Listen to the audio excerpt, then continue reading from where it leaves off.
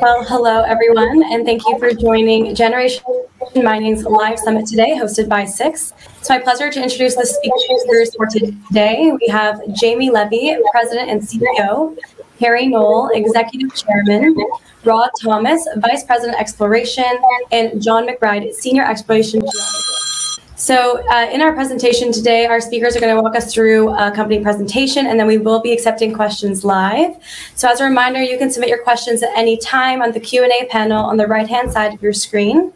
And as a reminder, a copy of this presentation is available for download under the Handouts tab on the right-hand side of the screen. But you can also make your screen full size just so you can see everything in this, the slides as we go through the presentation. And as always, this presentation is going to be recorded and available to watch afterwards on six.com. So without any further ado, I'll hand it over to you, Kerry. Thanks, Dasha, and welcome everybody. It looks like we've got a great turnout today. We're going to talk about the exploration potential at the Marathon property in northwestern Ontario. So the presentation is going to be started off by Rod Thomas. Rod is our VP Exploration, and he is a real veteran of the exploration scene in Canada. I've known Rod for 30 years. He was former president of the PDAC, and he's been involved in a lot of different companies and projects and discoveries over the years. And he'll be followed by the guts of the presentation. They'll be presented by John McBride. John is our exploration manager up at the Marathon site. Chief Geologist. I don't remember his exact title, but John has been involved in this project through 4 owners, including ourselves, since 2007, and most of his years since that time have been on this project, and no one knows it better, and no one is more qualified to pick these targets and continue the exploration on this project. I'll talk at the end of the presentation. I'll talk a little bit more about the corporate side of the company, and there will be some stuff there. But right now, let's get into the presentation, and I'm going to turn it over to Rod. Okay, thanks very much, Kerry. And as Kerry mentioned, John will be going through most of the slides in this project. John has worked on the project for 13 years with various companies and certainly knows it inside and out. But I just want to point out a good friend of mine who is a member of the Canadian Mining Hall of Fame, and I'll just mention his first name, Ed. He was working on this project in the 60s, must have been a very young man at that time, and he's always had an interest in it. And I think through John's presentation, I'd just like you to bear in mind that this is a over 200 square kilometer project. We have mineralization over a strike length of roughly 25 kilometers, plus deposits which are off strike, so to speak. There's 2 satellite deposits, Sally and Geordie. There are numerous showings along the edge of the complex, and it's essentially a district scale project. Most of the effort has been focused on the Marathon deposit itself, and in Ed's opinion, and the opinion of myself as well, that if and when that mine gets developed, there's going to be no shortage of opportunities to develop resources, in the fullness of time. So just keep in mind the scale. Keep in mind that a lot of the effort has been focused, essentially by junior companies on developing existing showings. But there's an awful lot of potential which really hasn't been uncovered. So on that note, I'll hand it on to John. Thank you very much, Rod. And thank you, Kerry. Thank you, everybody, for coming out to hear about our new discoveries and the work we've been doing in 2021. I'm going to talk a little bit about the geology so you can understand the scale that Rod was just talking about and how the vast potential we have in the complex. I'll touch on the highlights of our ongoing drilling campaign that we have right now, and the drilling at our central feeder zone and the Chunolith, which is the northern extension of the Marathon deposit. And we have a lot of projects, not enough or too many to kind of go over in great detail in a presentation over the hour. So we're going to look at some highlights of some of our best targets, or some of my favorite at least. So what we're looking at is the geological map of the Coldwell complex. A lot of you will already know that we completed our positive feasibility study just on the Marathon PGM copper deposit. There's over 200 million measured and indicated open pit resource with almost 3.6 million ounces of palladium, 1.2 million ounces of platinum, and over 400,000 ounces of gold with over 8 million pounds of copper. But like Rod said, it's a district scale kind of property that Generation holds here. We have two other resources. The Sally deposit to the north. We just released initial resource last year with just under 25 million tons of indicated material. Then there's we updated our Geology deposit resource with 17 million indicated million tons of resource. But really, what we're focusing, or up to this point, what we've focused on is that purple outer margin of the Coldwell complex, the eastern and northern margin. And that purple is representing the eastern gabbros, which are hosting the PGM and copper mineralization. And we have a bunch of prospects throughout this region. They're not all labeled here. There's so many they don't even fit on our map. But what we've highlighted here is some of our most prominent, including the Chonolith, which is the northern extension, the central feeder zone. And I'll be going over some of these later. That purple arc that we see on the eastern and northern side is roughly about 30 kilometers in strike length, and we get a lot of mineralization and interest and prospects all the way through there. So jumping into geology regionally, the Coldwell complex is related to the Mid-Continental Rift. So what we're looking at is Lake Superior in northwestern Ontario. And about 1.1 billion years ago, North America tried to rip itself apart. And to our advantage today, that's how we source PGM metals deep within the earth and bring them to surface for us to explore for. So the Coldwell complex is related to other deposits like the Eagle deposit by Lundin, Tamarack deposit that Tatlin has, the Duluth complex, and other deposits around the region. We're on the northeast shore. We're relatively unique in the system as we're associated with an alkaline complex, the largest in North America. And recent work has really been able to put the fingerprint of the Coldwell complex expanding 200 kilometers to the west, 150 kilometers to the south, and really expanding as far as the Quebec border. So this is a very large system, which the larger the system, the more magma moving through, the more metal moving up from Earth, and a lot more potential to find mineralization here. So moving on to focusing on the Marathon project itself, the top right image is again the geological map of the Coldwell complex and the Marathon deposits on the eastern margin of it. There's over 169,000 meters of drilling into the Marathon project area, of about 200,000 meters on the entire project. So a lot of the focus has been into the Marathon deposit. So we're going to start here because that's where we have a lot of information.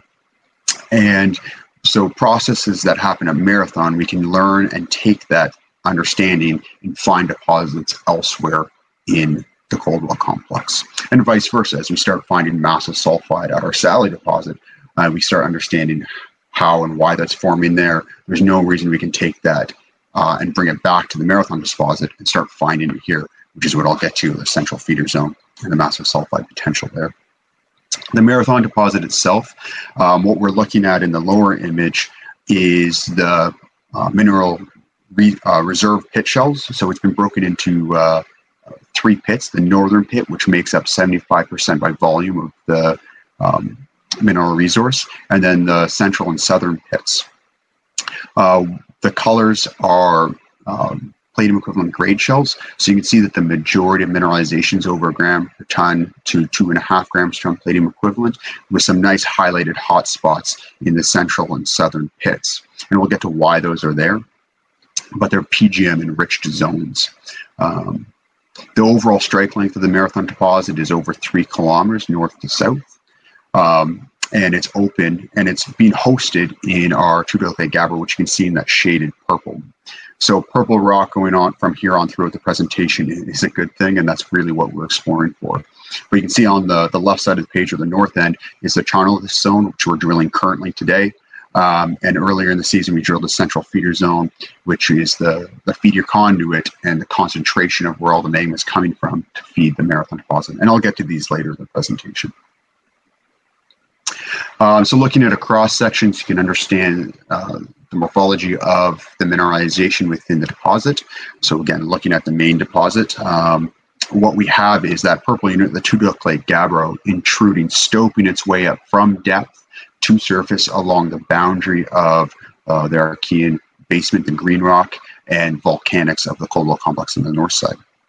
And what's happening is you have this intrusion carving out and forming troughs or bowls that are collecting sulfide.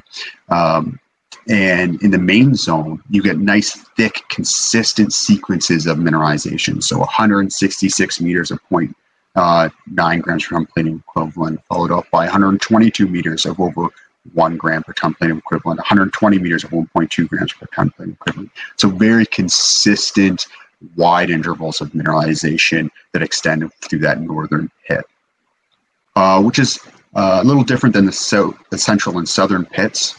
You still have those sequences of mineralization fitting in bowls, which you can see on the top right end, those yellows and gold colors.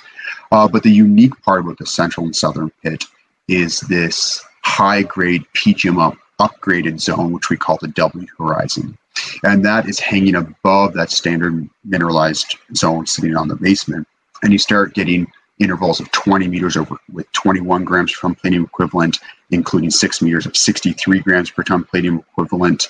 And I know there's a 2-meter sample in there that's over 90 grams per ton palladium equivalent, followed up by 14 meters of 4.5 grams per ton palladium equivalent. So very consistent and nice high-grade PGM zones. And there's a reason for that. And we've been working on understanding why that is, to be able to follow these high-grade zones down dip, which they're open at depth, and find them elsewhere in the complex. So why is the Marathon deposit where it is, and how do we use that to find more in other parts of the complex? So the magma, the tuedoclite gabbro, the purple unit, is coming from depth and migrating upwards to surface. And so it needs space and structure to do that. So what the Coldwell complex is a large volcanic system. It was a big volcano. And underneath it had a large staging chamber, which would fill with magma and gas and swell, and it would push the crust of the earth up, expanding it out and creating fractures that would radiate out. And those are what the blue images, there's plates on the main image are. And the tuedoclite gabbro would use those to migrate up. But then it would evacuate and the volcano would erupt, and your chamber underneath would evacuate, create space, and the whole system would collapse, creating a caldera. And you can see this occurring today in places like Iceland. And what happens when it collapses, it creates all these blocks, and those blocks spread and create space to fill up. So the initial phase is your magma is moving up the red lines, and then spreading out and filling these gaps between blocks, which is phase 2, creating deposits like Marathon, Geordie, Sally, and hopefully the other deposits we find throughout the complex. So how does this relate to finding more? The bottom image on the left-hand side, again, is the Coldwell complex, but I've outlined all these blue plates that radiate out from throughout the Coldwell complex. So we can actually use these to vector towards mineralization throughout the complex, underneath our cyanites and towards depth. So this is a great new discovery that we've been able to work drilling this year to really define and prove up. So what does our mineralization look like? So the majority of mineralization is the center photo of our main zone. So that's what makes up the majority of the Marathon deposit, and that's what previous operators have really been exploring for. The high-grade W horizon mineralization that's carrying 90 grams per ton PGMs is on our left-hand side, and it has very low sulfur content, actually, and you can miss it and unsample it, which previous operators have. So now that we know it's hosted in the right rock type, we can find it, and that's what we're discovering up at our Boyer zone. And it has a unique high-grade copper mineral called bornite, which is that beautiful purple. And then what previous operators never explored for, because models didn't suggest it couldn't occur, as we upgraded our geological model and started exploring for this, we immediately started to find massive sulfides within conduit structures that are feeding these. So we get a lot of this. We're starting to identify this in the central feeder zone feeding the Marathon deposit. We're seeing a significant amount of it at our Sally deposit, and I'll get to those highlights later in the presentation. So what's controlling our mineralization. But before we get to that, the image on the right is from drill hole 304 from our W horizon, the southern zone of the Marathon deposit. And we get that classic bright upgraded bornite mineralization, that purple color with chalcopyrite. And we actually have visible PGMs. The PGM upgrade is so high that we're starting to see them. But we know that our mineralization is hosted specifically in our Two Duck Lake gabbro, which has unique chemical properties, so we can identify that rock type. We can then find more mineralization. We know that our mineralization is being carved out through these intrusions and occurring in troughs, so we can find these bowls. We know that our mineralization is in place along fault structures in this caldera volcanic setting, so we can use those as vectors to identify more throughout the complex. We know our mineralization, the upgrading is caused by flow dynamics and recirculating of sulfides. So as we can geochemically identify these zones, we can find more of them, which we're doing at our Boyer zone, which we're doing at our Sally zone. And that we know our massive sulfides are associated with dense accumulated rock types like magnetite, apatite. And so if we can identify those, we can identify more potential for massive sulfides. So our Four Dimes deposit is made up entirely of these high density accumulated rock types. And so those are high priority for massive sulfide discovery. And I'll get to those in more detail later on. So people have been exploring the Coldwell complex, as Rod mentioned, since the 60s. So why is Generation positioned to find new discoveries now? Well, there's actually quite a few reasons.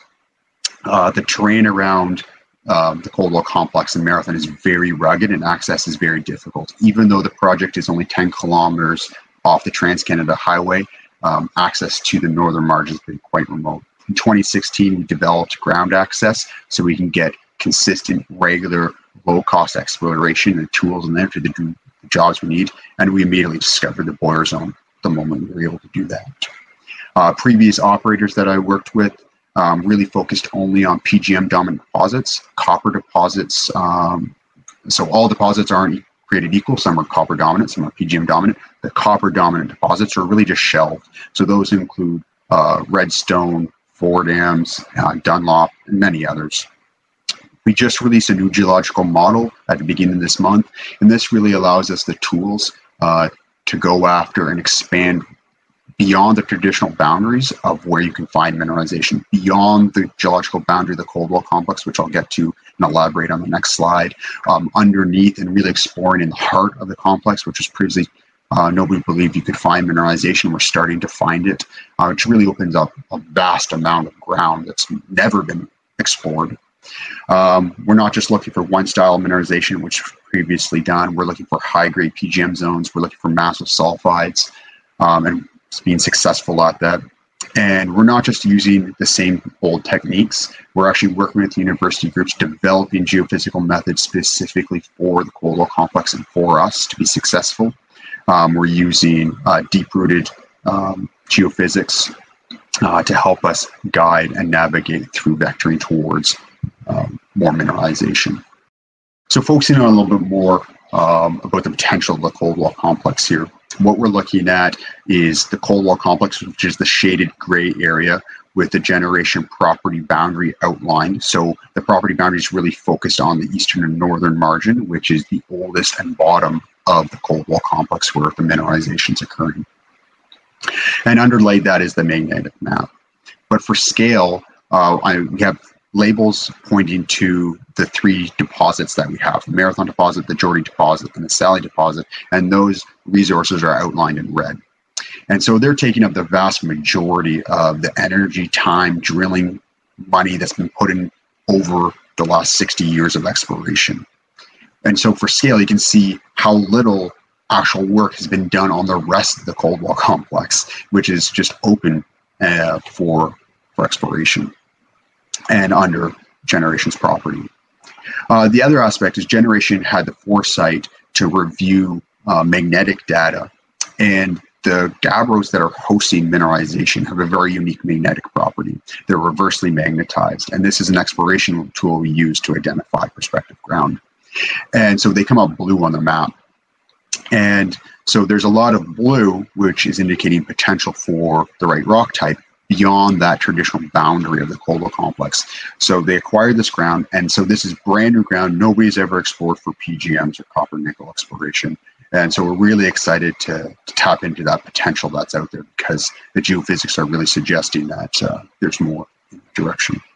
And then the new geological model, the old geological model said that there was a cap over the majority of the Coldwell complex, not just on the margin, and you couldn't explore through it. We know that's not true anymore with recent drilling and geophysics, that it's actually interbedded. So we can explore pretty much anywhere within the property boundary and potentially find mineralization along these structures and using geochemistry. So getting into our exploration projects, we have over a dozen exploration projects. We've organized them from feasibility level pre-development of the Marathon deposit through other resources, Sally Jordy, all the way down to greenfield geophysical targets or prospecting. We do not have time today to go through all of them.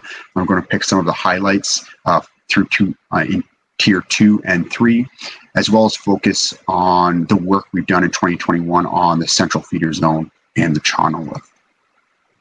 So the projects that we have, this is you can see this is the property, Generation's property outlined in yellow, with all the projects that were just on the pyramid outlined here. So you can see that a lot of them are still focused around that outer arc or that outer margin. What we need to work on is all the potential between Geordie and Marathon now, as well as the Coldwell North up to the top. But you can see that they're very well spaced out. This is a good image to talk about infrastructure quickly. So we have Lake Superior to the bottom left of the image, and you can see the town of Marathon in the central portion of the bottom of the image there. That's where I am right now. I'm at the project site. And the Marathon deposit is about 10 kilometers to the northeast of Marathon, where the Geordie and Sally deposits are about 15 and 20 kilometers respectively to the northwest. We have great infrastructure. The Trans-Canada Highway runs along the southern boundary of Generation's property. So does the new east-west tie line that's bringing power through the region. So does the CP rail line with loadouts in Marathon and elsewhere along the region. The municipal airport is between Marathon and the main deposit, so it allows access to the region, and then quick access to the project sites as well. It has deep water ports in Marathon and down in Heron Bay. So great infrastructure. You could almost not pick a better place for a project to be. And we're also working in the town of Marathon is very mining friendly and great service industries, being only 30 kilometers to the west of the Hemlo gold mines. So focusing in on our exploration now. So what we've been working on. So 2021, we really focused on adjacent exploration to the Marathon deposit.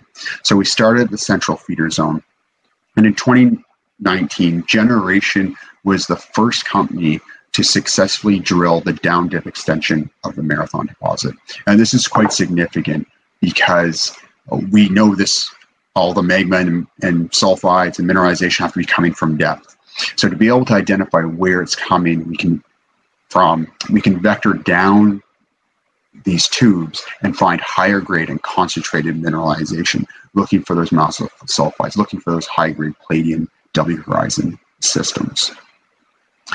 So we started intersecting mineralization of 8 meters at 5.79 grams per ton Palladium. And really what we're focusing on in this exploration is identifying how continuous this high-grade mineralization is, and are they ramp accessible from the central and southern pits at the exhaustion of those pits during the development of the Marathon deposit. So adding high-grade PGM values to the central and later portions of the mine life. We've also been using exploration geophysics for seismic work and MTs to really help guide these along with structure. Just a quick note, as I bring up each zone, there'll be a quick chart up in the top right here, so you can see the Coldwell complex outlined in the tan with the Generation's property, and the star indicating the location of where we're exploring. So again, the central feeder zone is adjacent to the Marathon deposit, so it's on the eastern margin of the complex. The target indicates if we're looking for open pit or underground targets, and the metal value indicates is it a PGM or copper exploration target based on NSR values of intersections that we have, and then below that the tier, kind of the scale of where we are at exploration. So looking at cross-section of the central feeder zone, for those who've seen our press releases, these images will be familiar. We have the plan view in the top left there. And so we're in the very center of the Marathon deposit, working west. So the deposit's dipping to the west, to the center of the complex, like all of our deposits are. And what on the cross-section, what you can see is a dashed outline of the resource pit shell and all the drilling down section. And so you can see the drill stems drilling through the overlying volcanics, through the purple intrusions of the tugalite gabbro into our footwall material. The color on the drill stem is palladium equivalent, so you can see how wide and thick the intervals of mineralization are in this area. So we've really hit the concentration of where the source of mineralization and magma are coming from to feed this deposit. And what we believe we have is a very consistent upper high-grade W horizon style mineralization. We have that bornite indication, we have the grades. So we have 3.51 grams per ton over 4 meters, 2.82 over 3 meters, including, and as well as 2.6 over 6 meters, 3.93 over 2 meters, and so on. And a very consistent wide interval. Right now, the interval we've intersected is about 200 meters wide, extending from the bottom of the pit shells to about 300 meters continuation down. And that zone overlies a very thick main zone mineralization. So they're anywhere from 50 to 100 meters thick main zone mineralization. So a lot of metal being concentrated in this area. And we're also starting to get massive sulfides along the basement contact, exactly where we're expecting to find them. So all this metal is being drained back down into these pipes. And it's all open to the depth. So the exploration potential here is continuing to chase the neck of this channel down to indicate massive sulfides. So really what we're looking for is that purple unit's going to inflect and flatten out. And the moment it does that, it's actually going to be a physical trap to collect all the sulfides into a massive sulfide pile, which then hopefully we can discover. So looking at a long section of the central feeder zone, the top image is a long section with, again, grade shells for palladium equivalent. So you can see where the majority of the mineralization is. And then the bottom image is a schematic view looking roughly west of the drilling that we put in. So you can see that there's a tube shape being confined by the following and being confined by the 4900 fault on the west side or on the north side or left side of the image, and then being bounded by a wall of footwall on the south or right side of the image as well. So really confining where this is, which is a good thing because it's where we're going to concentrate metal. So we were drilling that. Our goal was also to drill, so we're following these structures, and we were successful in being able to do that. And that's really important because we started in the central feeder zone because we had a lot of information in this area to follow down. The same criteria that we used here, we've identified in 4 other places feeding the W horizon, those other high-grade zones. So we were ideally going to drill the southern W horizon feeder as well to try to do the same thing, follow this high grade to depth. But we kept having successful hits in the central feeder zone and the channelith, and we ran out of meters in our program. So it'll be one of those high priority targets to follow up on in future exploration. But we believe there's at least 4 areas in the southern zone to continue this as well. So jumping to the north of the Marathon deposit, the channelith zone. So this is really the continuation of the Marathon at surface. The right rock types, so geologically, the deposit doesn't continue at surface, but what we found is there's an underground tube that extends at depth and runs north for 500 meters. And then there's another surface expression of the Marathon series, tugalite gabbro, which mineralized about 500 meters north. So ideally, what we're looking to do is define additional resources, confirm that they're continuous, define mineral resources and either expand the Marathon pit to the north or have another fourth satellite pit to the north. We're following up on historic mineralized intervals in hole BO0620, where they hit 100 meters of 0.93 grams per ton palladium and 0.58% copper. We drilled around it. We had 135 meters of 0.43 grams per ton palladium and 0.21% copper, as well as near surface mineralization in hole 45, which is 46 meters of over a gram per ton palladium equivalent and 0.46% copper. So quite significant intervals. Really what we're talking about is to create over 100 meters thick mineralized intervals. We're talking about similar equivalents of the Marathon deposit itself. So we really believe that we have the potential to expand this into a larger body. So what this looks like in section, again, those who have seen our most recent news release will be familiar with this image. But on the top right, we have the resource pit shell of the Marathon deposit in the north pit. We have that shadowy purple, that's the tubular gabbro, which is hosting mineralization, which is really extending to the north. We have the blue drill stems. Those are our proposed drilling. That's what we're drilling right now at the Charnolith. And we have assays back for the first 3 holes, which is in the long section here. So we have holes 43 through 45 back, just drilling around that historical hole 0629. And so what we have is we confirmed and expanded on the upper near surface mineralization, which we call the power line zone. And we've also confirmed and expanded on the lower Charnolith zone. And we believe that lower Charnolith zone is actually connected through other historical holes to the south or to the right of that image and all the way to the bottom of the cone of the pit resource. So that's why we believe if we can confirm this with additional drilling, we can either expand that pit shell to north or have a nice satellite pit and growth, combining the power line zone and the Charnolith as we can develop them going forward with additional exploration. But the power line zone has very significant mineralization at the top, where we have 8 meters of 3.3 grams per ton palladium equivalent and 3.56 grams per ton palladium equivalent over 5 meters. So quite significant grades. So in cross section, this is what it looks like. We have an upper power line zone, which I mentioned, which is open to depth. We're continuing to drill right now. Then the Charnolith, which is the lower zone. And so there's a stacking of mineralization that we either believe will come together near surface or 2 distinct intrusions.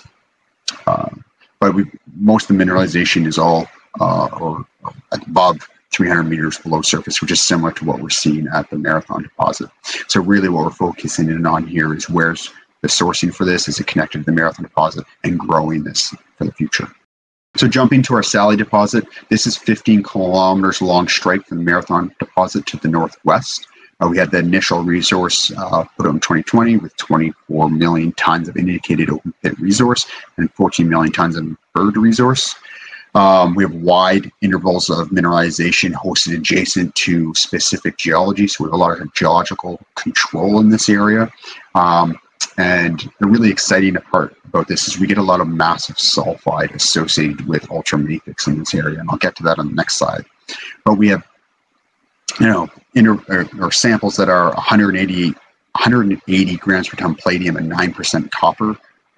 So very significant grades. That's why we're really excited. It's one of my favorite projects we're working on. The whole zone is open along strike. We've done recent mapping to expand it to the east, which we're successful on. We're pending assays on that, but we're hitting the right rock types. And we've done a lot of geophysical surveys. The massive sulfides respond very well to electromagnetic signatures. So we've done MT, we've done surface EM, and we've done seismic work, and we'll go over some of those targets. But focusing on the massive sulfide first. So this is a plan view map of the Sally area. The majority of the mineralization is hosted still in the tubular gabbro, which is that purple rock, where when it gets interesting is the massive sulfides. So these are outcrop samples. They're not float. So we have 188 grams per ton in one sample with 9% copper. Another, we have 230 grams per ton total PGMs with over 5% copper and 1% nickel. 50 meters off to the east of those samples, we have another 19 grams per ton total PGMs and over 1% copper. We have channel sampling and historical work over 3% copper. And we did attempt to drill this in 2017 and hit multiple intersections of massive sulfide up to 30 centimeters wide, which are running 5 grams per ton and over 2% copper. So there's a lot of smoke in this area. And so what we're really hoping to do is, we know we have grade, we know we're collecting massive sulfide. The next step is really to find out where it pools in a large enough amount to be economic. So what it looks like in cross section here is the massive sulfides are right on surface along the boundary of that dark blue unit in our footwall, which is that tan. The majority of the resource is sitting directly above that blue unit, which is a peridotite. And the rock type isn't overly important, but it has a very unique geophysical and geochemical signature. So we can use that to identify more. And if we can identify that, we can drill at it and hopefully find more mineralization along that upper surface, because it's using, the mineralization is occurring there because it's using it as a trap. We drilled hole 78 down dip to test the down dip extension. So we know the mineralization continues through.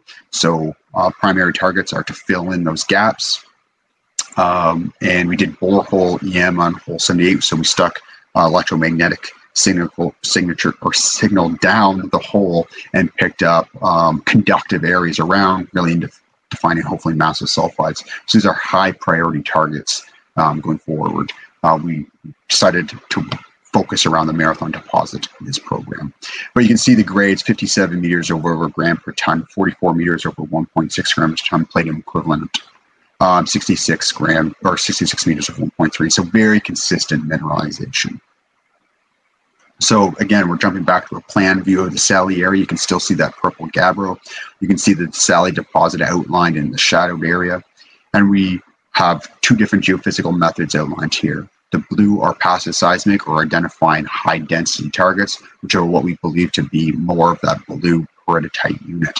So again, we drill the top of this, we believe mineralization is going to occur on the top surface. They're acting as traps. We also have the red, which are MT targets. We find that it is working very well and correlating with what we see at surface mineralization, and it's correlating very well with our borehole EM technique as well. And it's really expanding the potential of the Sally deposit to the west. And like I mentioned earlier, we just finished mapping open ground along strike to the east, and are continuing to find additional Marathon series. We're just pending assays. Jumping to the Four Dams deposit, this is a relatively unique deposit within the cold block complex. It's composed entirely of that ultramafic rock. It's the same rock that's hosting the massive sulfides at Sally, and that's why it's so interesting. It's 4 kilometers north of the Marathon deposit. It's open at depth, and you can see that it's dominantly a copper deposit. So these are one of those projects that was shelved and very little work was done by previous operators. It's a relatively small intrusion. It's 200 meters wide, 80 meters thick, and depth is still open to depth. Our recent summer work included remapping the geology to the southeast.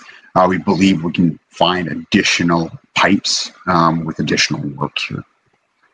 So what it looks like in cross section, so it's a steeply dipping intrusion, again, dipping to the southwest towards the center of the complex. You can see mineralized intervals are over 50 meters at 0.5 grams per ton palladium, 62 meters at 0.8, 80 meters at 0.4, and so on. You can see that they're also very copper dominant. Doesn't mean there's no PGs in them, just over the wide intervals, it's mostly copper. There's a PGM zone on the upper margin of this deposit, but it's still open at depth. So geophysics, again, these respond very well to electromagnetic signatures. So we did an MT survey along with past surface EM work, and we've identified multiple targets that need to be drilled off, and as well as the schematic diagram, the main pipe is open to depth. So all this needs to be drilled. We've identified a second pipe off to the southeast, which we believe there's multiple stacked pipes in these areas, and so there's more to be discovered. And then Geordie, lastly, is in the center of the Coldwell complex. It's hosted in our Geordie Lake Gabbro, which is slightly different than the Marathon series. But there's 17 million tons of indicated open pit resource and just under 13 million tons of inferred resource. The mineralization hangs together very well and consistently over intervals, such as 57 meters of 0.83 grams from palladium and significant copper of 0.459. Definitely more of a palladium deposit relative to platinum compared to the Marathon sequences. It responds very well to geophysical, especially magnetic signatures, and so we really focus on those to push forward additional exploration potential. On plan view, this is what it looks like. You can see the Geordie deposit outline there. It's hosted in that darker, heterogeneous Geordie Lake Gabbro. There's an extension to the north. Past operators we've tried to explore, but there's certainly a significant amount of groundwork that still needs to be done to really define the potential in those areas. And in cross-section, we have mineralization being hosted in that darker lower unit, specifically on that lower boundary of the intrusion. And so you see 36 meters of over a gram per ton palladium equivalent, 48 meters of 1.6, 56 of 1.5. So very consistent mineralization. And it's open, it's completely open to depth. The last drill holes were in 2010. So we haven't worked on this in over a decade. And when copper was just over $3. So a lot of potential in this. So that's the exploration targets and highlights for what we've been working on this year. There's a lot more, and I wish we had more time because there's still another 8 projects we could discuss. But that's what I'll leave it there for today. Thank you. I was just trying to go back to this one slide and just talk about the slide for a couple of minutes here. It's very tough to follow John McBride, as most of you can tell. He's quite the impressive individual. When Rod, Kerry, and myself were doing due diligence on this project, what took us which is most interesting to us is obviously the infrastructure. You know, this infrastructure is obviously quite phenomenal. We love the fact that we're able to develop a project that already had a couple of feasibility studies. But what we really liked was the exploration potential as well. As John had mentioned, you know, this area has a lot of magma and there's a lot of underexplored areas. So I think the previous operator, John, could probably correct me if I'm wrong, but they basically just had the main zone, which is Marathon PGM to the W horizon. They didn't even have that channelless zone. That whole area to the northwest was staked by Stillwater and by us after. So there's been very underexplored on that area.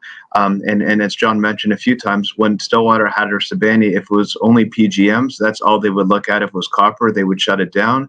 When when Rod, Kerry, and myself went up for a site visit, John had this 4 dams core out here. And we're like, John, why is this out here? And he goes, because there's a copper area. I go, it's very impressive, but, you know, we're looking for PGMs. And then all of a sudden it was that aha moment that this project has not been explored for copper. So there's massive, massive expansion. As John said, lots of smoke, lots of upside.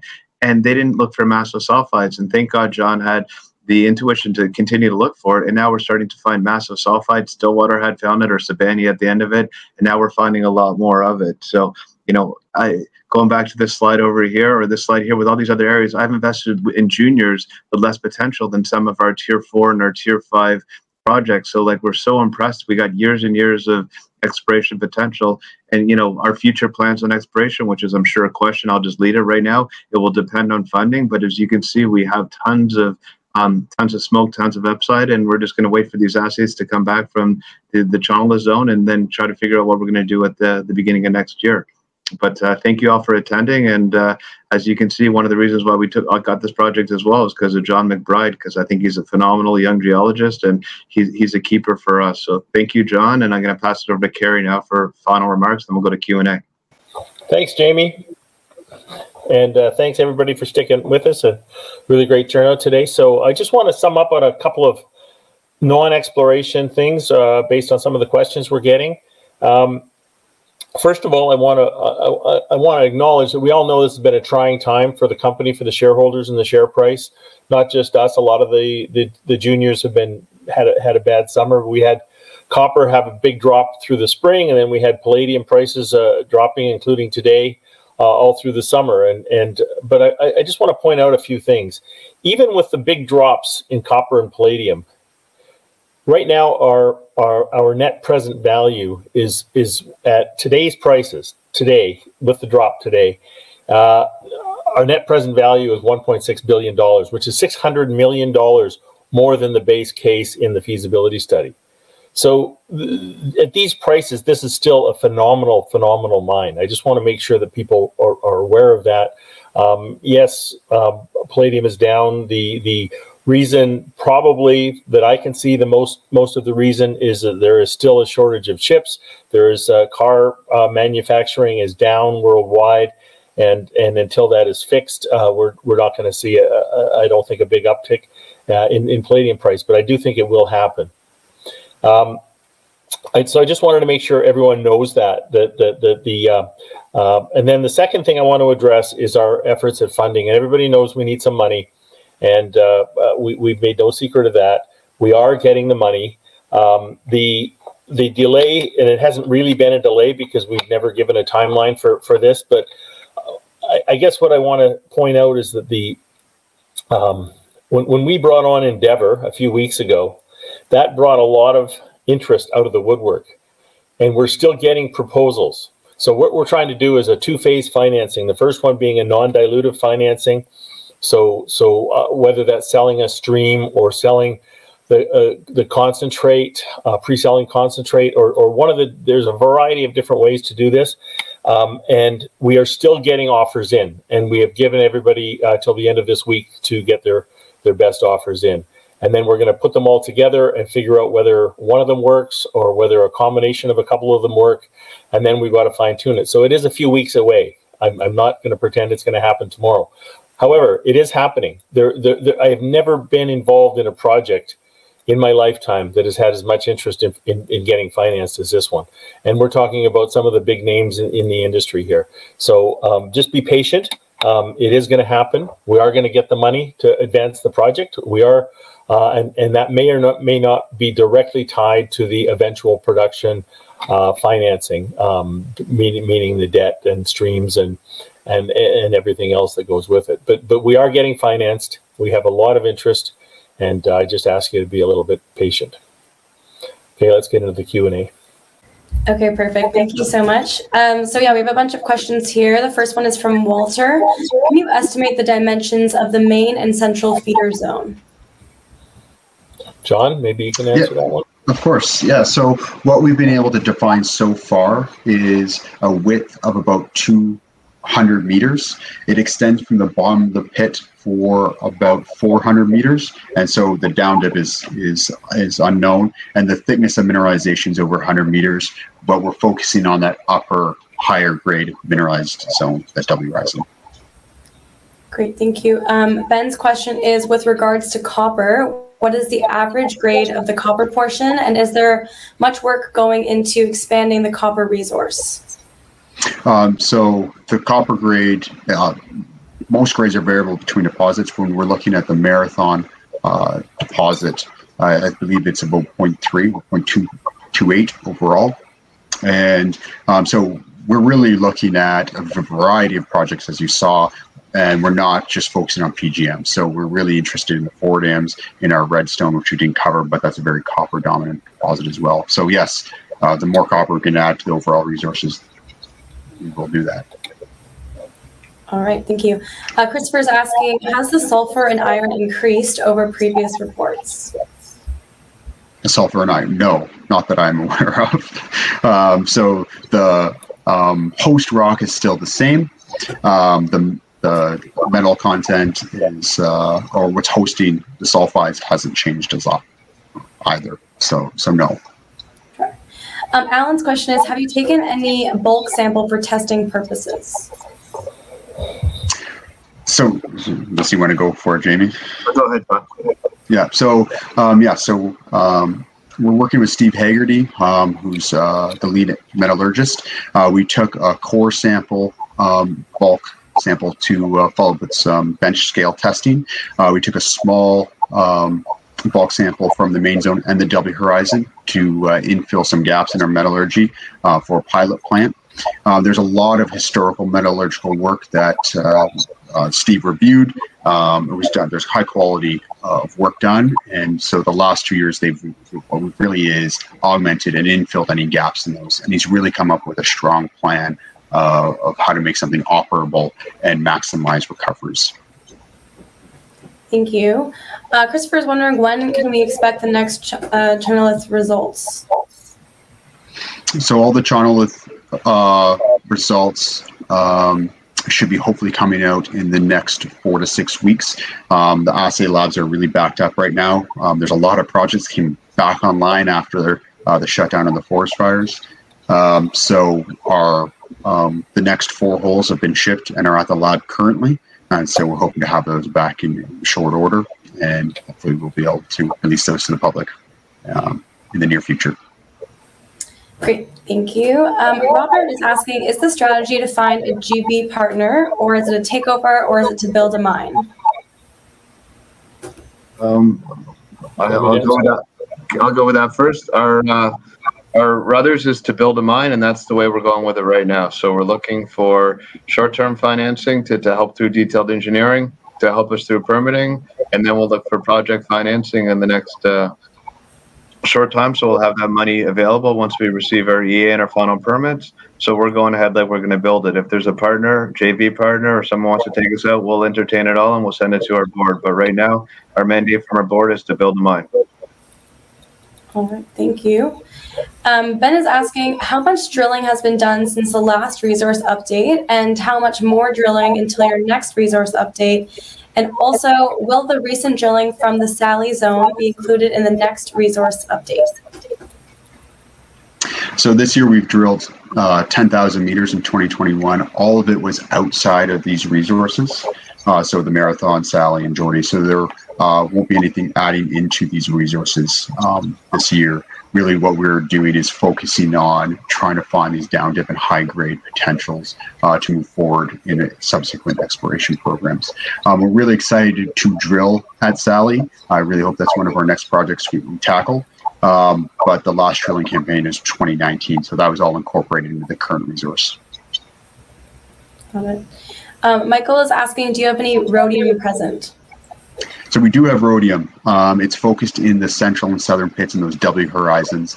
It is specifically associated with those high-grade components, not the majority of our overall deposit, but we are starting to see it in the metallurgy when it's coming out. It's something we are excited to see being processed. Great, thank you. Michael's asking, do you have any indications of any sulfide-free PGM mineralization composed of just fine-grained iron PGM metallic alloys? So when it comes down to the mineralogy of the PGM grains, they are very standard. Predominantly arsenides, mineralicides, and tellurides in the main deposit. When we start getting into the W horizon, because of that upgrading is so pronounced, what it's doing is it's affecting the PGM grain. So they're still predominantly sulfides, plumides, but you start getting really weird minerals like germaniumides and silver tellurides, and really great things. So we actually have unique minerals here. We have the coldwellite, we have marathonite, and there'll be more coming out. But specifically related to iron, no, not that I'm aware of. Not that has been identified so far. Okay. Christopher's next question is, being that it's 2 months post SB, what is the company doing to obtain an analyst coverage or a re-rating? I can address that. As far as analyst coverage goes, we are talking to analysts. Of course, there's 1,500 junior mining companies in Canada, and it is tough to get their attention. We have talked to several analysts at some of the big bank firms in the last little while. We do have, of course, 2 analysts covering us currently with an average price of, I think, just over $2 in terms of a target price. But yeah, we are trying to get some more. It's just it is really hard to get their attention. We had meetings with a number of them at the Beaver Creek conference this past week, Jamie and I, and we're hoping something comes out of those. And as far as the re-rating goes, I think the re-rating is going to happen more. The previous analysts' reports didn't do much for the share price, and I don't think they usually do. I think the re-rating is going to come when people see the the quality of financing that we're going to be arranging. Great, thank you. Another question for you, Kerry.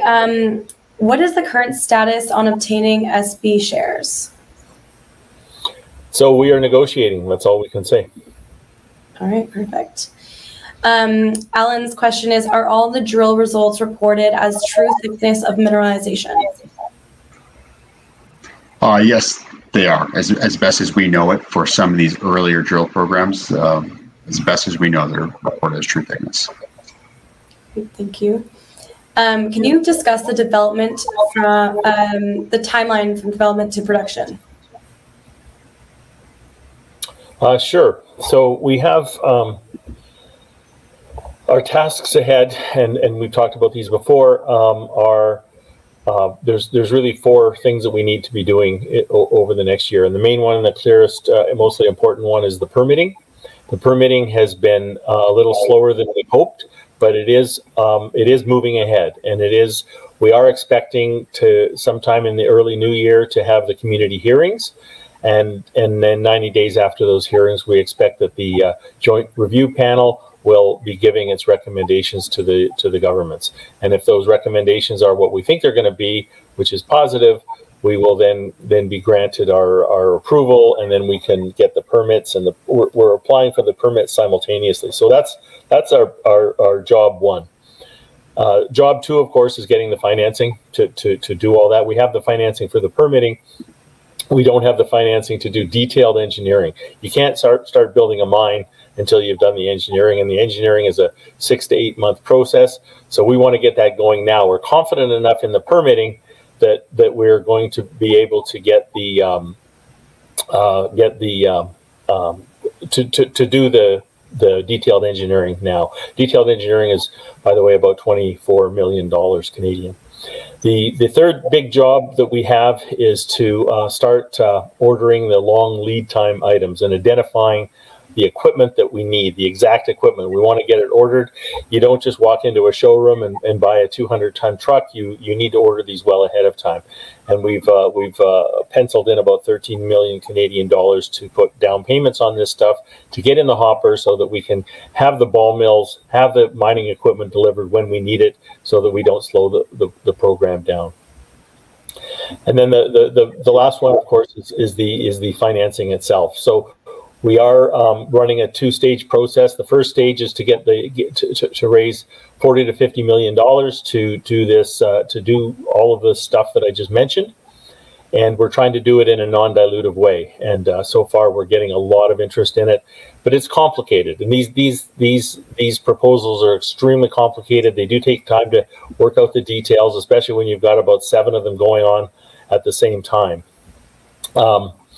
So that is going. And then stage 2, of course, is the big financing, which we expect to be, we're hoping to be done early in the new year, as we've outlined in our timeline for some time, and that would be involving the debt, the possibly secondary debt, the streaming that is really a sort of a form of debt, and then what identify the amount of equity we're going to need to do in the end, or whether we bring in a partner. And we have proposal from another firm that wants to partner for up to 20% of the project. So that might be, there's all of these different things we have to look at, and they don't happen overnight, but they are ongoing. And as I've said before, I've never been involved in a project that had so much interest. And let me, to finish off what Kerry had said here, the detailed engineering and part of the permitting expenditures are coming against our CapEx. So we're already start spending money today against the CapEx. So just so people are aware that the CapEx will come down later on. And just to go up why we're taking so long in the detailed engineering, there's a few companies that would maybe just sell a royalty or a stream today, just to benefit them in the short term. What we want to make sure is what we do now doesn't hurt us in 12 months when we do the project financing. We want to make sure that our partner now will be our partner later on, and they won't hurt us with the other partners that we need for mine financing. So we want to make sure it's fair for us. We're not here for a short-term profit. We're here for the long term and to build it, and we need to make sure we're doing everything properly. And that was a mandate from the board to make sure we do this correct. And that's why we brought in Deborah, who's one of the best out there. Great, thank you. I know that we are at the end of the hour, but just one more question here. How are the First Nation discussions progressing? I think they're going very, very well. We have a very good relationship with our partners to the south, Bidagон Anishinaabe, Pace Plat, the Métis Nation, Pic Mobert. The groups are around there. John is around them all the time. There will be CBAs formalized, hopefully in the short term, and we look forward to working with the First Nation groups going ahead. So we did have a big agreement in principle with the big partner to the south again, Bidagón Anishinaabe, and we're going to develop that into a CBA very soon. Great, thank you so much. I want to thank you all for a great presentation and taking us through the Q&A. And of course, thank you for everyone who attended and submitted all these great questions. If you do think of a question after the summit, we will be sending out a short survey. And of course, feel free to reach out to the Generation Mining team. You can also find more information on their website at genmining.com. But I'll pass it back for any final remarks.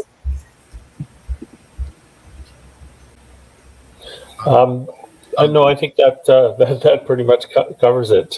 Please do reach out to us individually if you've got questions that weren't answered.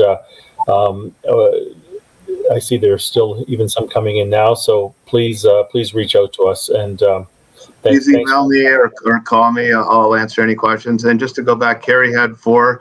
Our number 5, which is not a distant fifth, is the exploration program that, as you can see, what John has done is quite phenomenal from the academia side to the economic side of it. And that's our plan, is to look at that in the future.